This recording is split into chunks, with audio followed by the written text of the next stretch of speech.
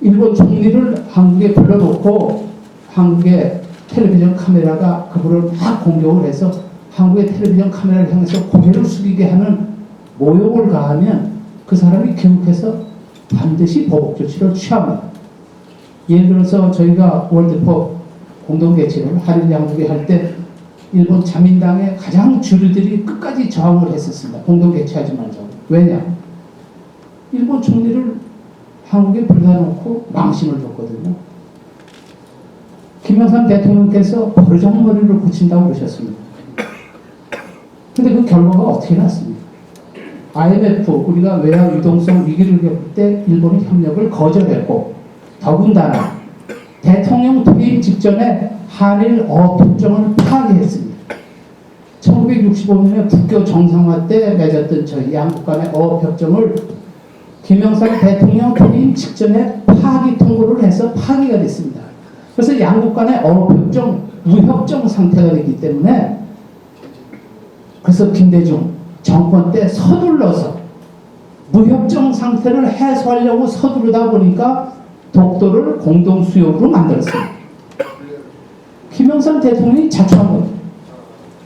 다음에 김대중 대통령도 처음에는 자기가 무슨 일본 대중문화에 대해서 관대하게 뭐 허용을 하느냐 하고 이런 제스처를 쓰시다가 그 다음에 교과서나 뭐 이런 문제 때문에 일본과 심각하게 충돌을 합니다. 처음에는 김대중 대통령을 일본 사람들은 자기들이 김대중 대통령을 만드는데 일조했다고 생각했습니다. 사실 그렇습니다. 미국이나 일본의 어떤 일정 세력이 그분을 그렇게 장기간 지속적으로 응원하지 않았으면 그분은 대통령이 될 수 없었습니다. 그래서 일본에서는 김대중 대통령을 민주화의 투사로 생각하고 호의적으로 봤습니다.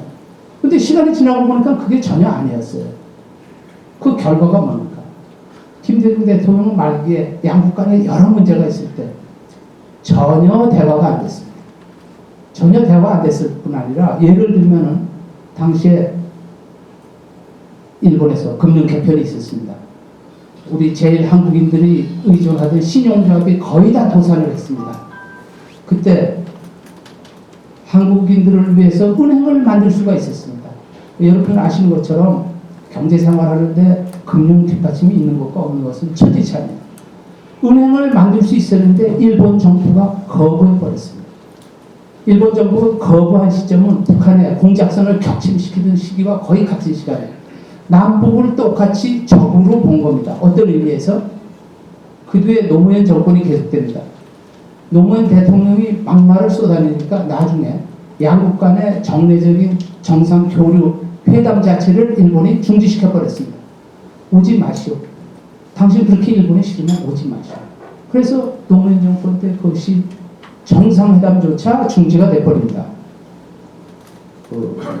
미중 간에 뭐 중간자가 되는 여러 소리가 나오고 하니까 뭐 더 이상 한국은 어쩌면 현해탄이 공산공과의 국경선이 되는 게 아닌가 하는 말이 내부에서 나올 정도로 심각하게 됐습니다. 사실 독도 문제의 배경에는 저희가 이런 흐름을 인식을 해야 되고, 또 하나는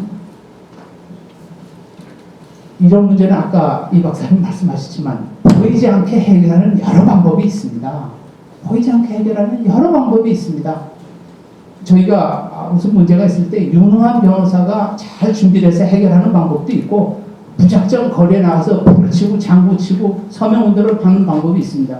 그런데 치고 서명운동 하는 것보다는 변호사가 해결하는 것이 훨씬 더 쉽게 되는 경우가 많이 있습니다.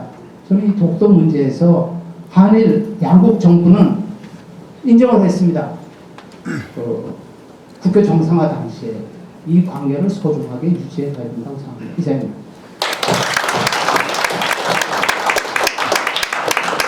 나오신 김에 여러분 조금 한마디만, 후쿠시마 원전 사고 이후에 그 주변의 정황은 지금 어떻습니까? 일본에서 일체 보도되는 걸 보지 않으면은 일본 언론이 얼마나 국가 안보 또 경제 문제에 집중적인 그 의견들을 조절을 하고 있는 것을 느끼는데 그 문제지 않습니까?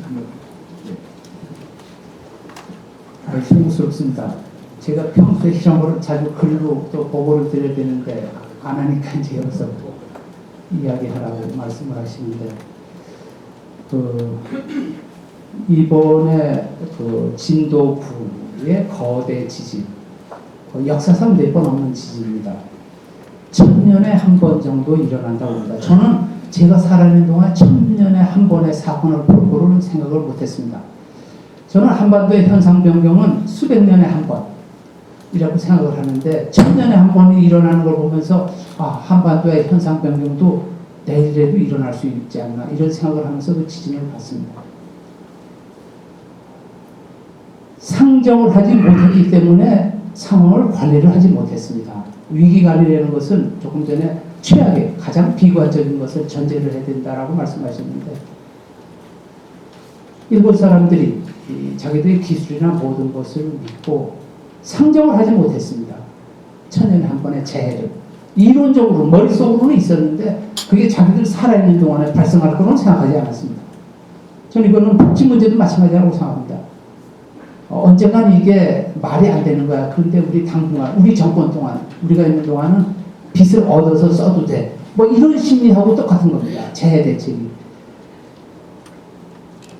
원자력 발전 문제는 이 문제는 너무 제가 간단히 말씀드리기가 너무 벅차기 때문에 그런데 일본 언론이 정부는 제가 보기에 무능하기 짝이 없습니다. 저건 제가 보기에 정부도 아닙니다.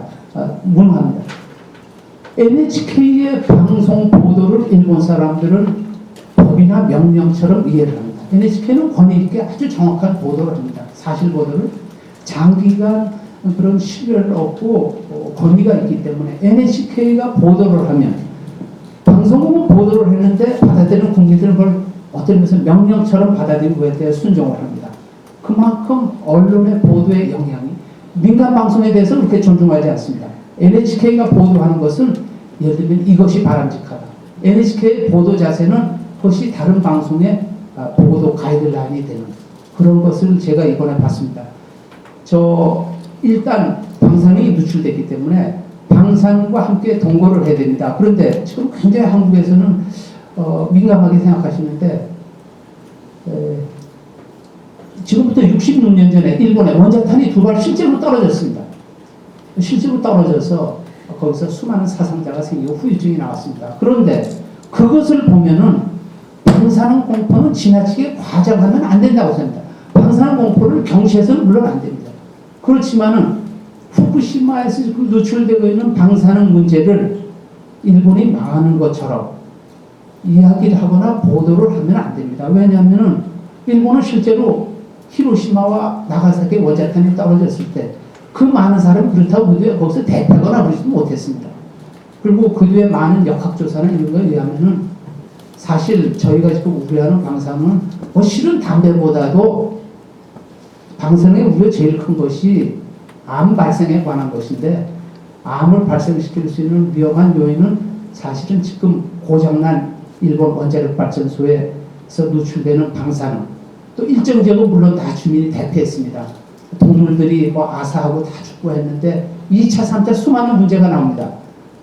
아주 엄격한 환경 기준에서는 그런데 제가 보기에 이 문제는 더 빨리 더 슬기롭게 수습할 수 있었는데 일본의 현 정부가 제가 보기에 개념이 없는 사람들이 개념을 모르는 사람들이 정권을 잡다 보니까 피해를 증폭시키고 있는 게 아닌가. 이번에 쓰나미 저도 현장에 가봤는데 어느 현해 같은 경우에는 23년간 발생할 쓰레기가 발생했다고 합니다. 23년간 쓰나미로 생긴 쓰레기량이 그러니까 처치를 못하죠. 23년간의 일시에 생겼었는데 제가 보기에는 그거보다 더 심각한 그게 생긴 게 일본 정치가 그냥 폐허가 돼버린 게 아닌가 그런 생각이 듭니다. 그래서 방사능 문제는 저희가 한반도에서도 예를 들면 저희가 분노해야 될 게 사고로 인한 천재로 인한 방사능 누출도 문제가 되고 그걸로 전 세계가 원자력 발전의 방향을 바꾸는데 한국과 일본의 원자력 발전소를 테러로 공격하겠다고 하는 집단이 있지 않습니까? 그거에 대해서는 아무도 분노를 하거나 억제하거나 하지 않는다는 것이 참 심각한 모순이 아닌가 그런 생각을 했습니다. 네, 우리 홍영 공사님 정말 감사합니다. 일본 현재의 상황에 관해서 이렇게 정곡을 지르고 균형 잡혀 있고 그리고 세계인들이 감동할 만한 일본의 현상을 전하는 것은 참 귀중한 오늘 아침 강의인데 다시 한번 박수 한번 해주시죠.